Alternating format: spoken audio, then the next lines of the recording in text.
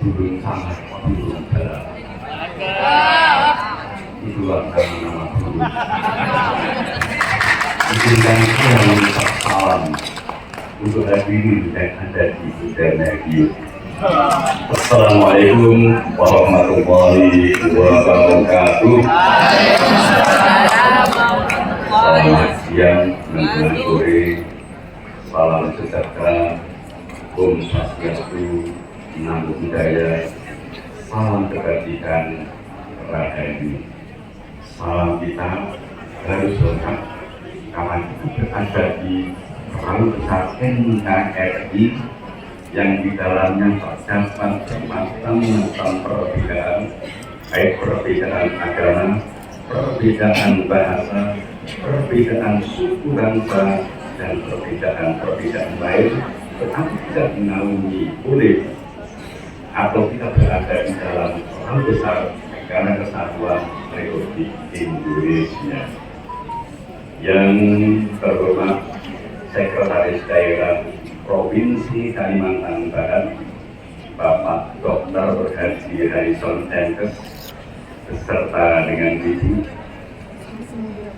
Yang terhormat pula Wakil Bupati Mempawah, beserta dengan Ibu. Terima kasih Pak Wakil dapat dengan hadir. Yang kami hormati para pejabat di lingkungan pemerintah Provinsi Kalimantan Barat dan pemerintah kabupaten kota di 1 kota dan 3 kabupaten, yaitu Kota Pontianak, Kabupaten Mempawah, Kabupaten Sanggau, dan Kabupaten Kuburaya.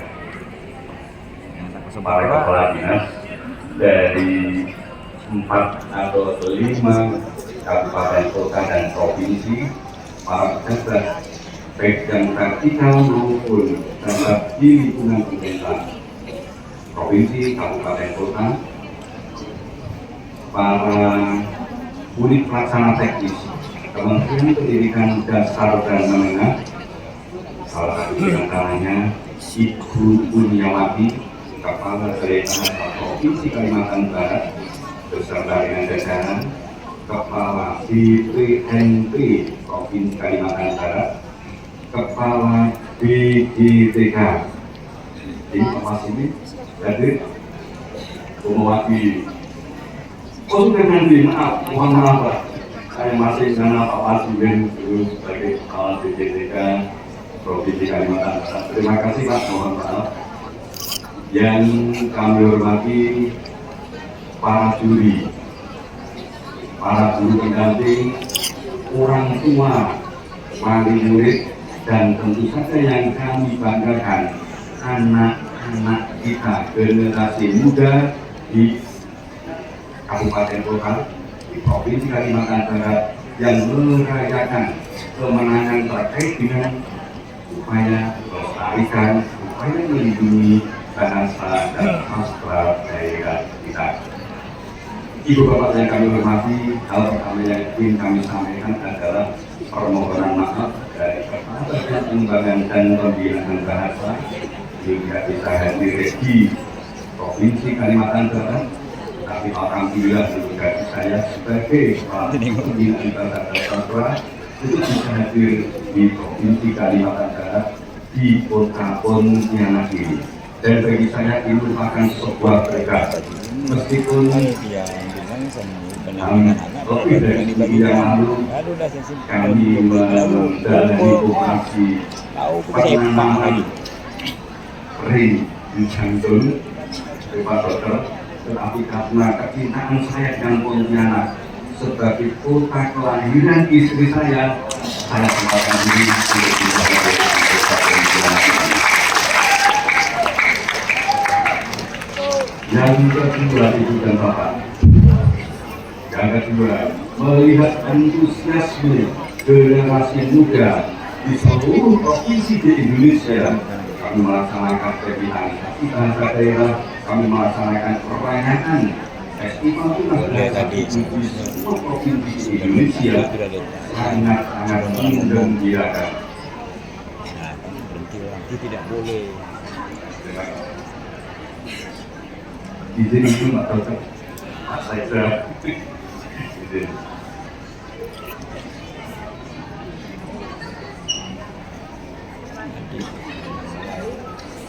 Kalau kita melihat kelompok sensus penduduk 2020 dari BPS berapa? Alhamdulillah. Bisa kita lihat yang kelompok BPS 2020. Ini kita lihat data. Ini data paling dari BPS secara nasional bahwa penggunaan bahasa daerah di keluarga hanya 73,87%. Berarti yang 26%